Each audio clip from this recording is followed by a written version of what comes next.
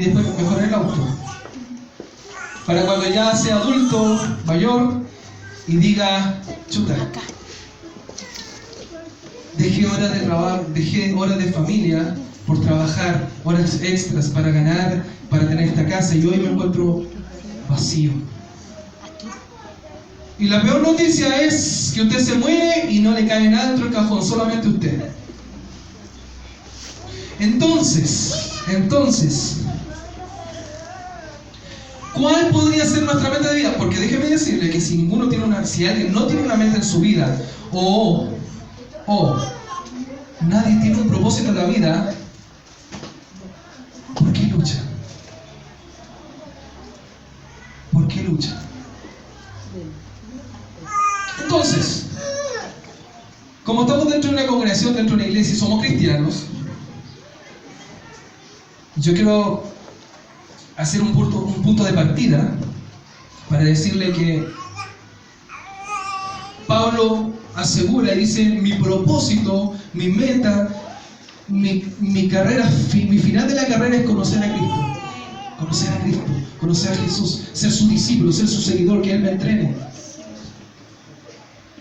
Y déjeme decirle y recordarle que esa meta no termina ni incluso cuando usted se muere, sino que va a continuar por los siglos de los siglos. Aunque pase todo lo que usted vea y se destruye el mundo, va a pasar, usted va a estar en la eternidad.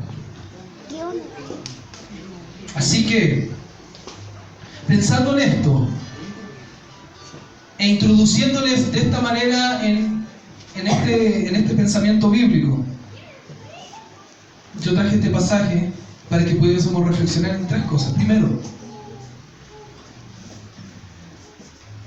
nosotros vivimos, o algunos ven la vida como una lucha, siempre una lucha constante. Otros la pasan mejor.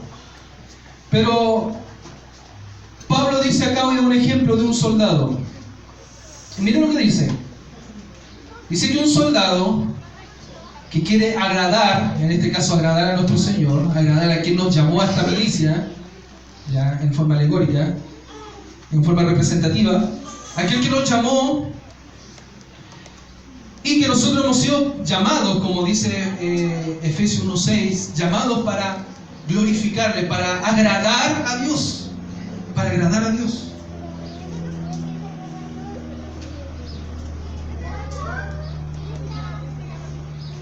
Cuando nosotros hemos sido llamados para agradar a Dios y que nos llamó este comandante en jefe de todo el universo, que es Dios, nosotros tomamos como meta conocerle a Él, dice Pablo. Mi propósito es conocer a Dios, conocerle a Él, saber lo que Él quiere. Y ese es nuestro propósito de vida, ¿ya?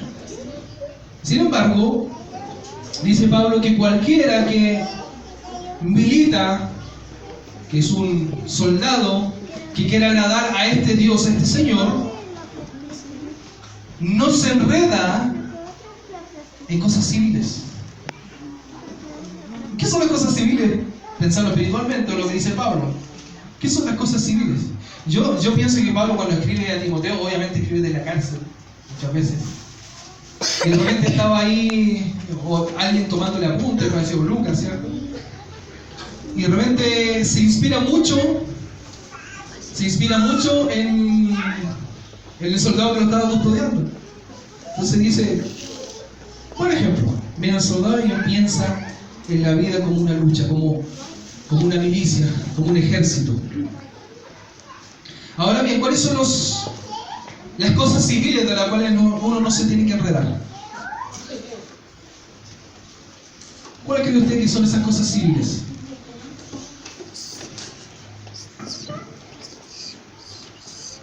Dedicar tu vida al trabajo.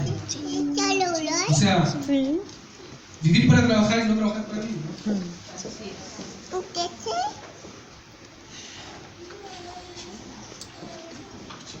¿Cuál otra cosa sería enredarse usted en las cosas civiles?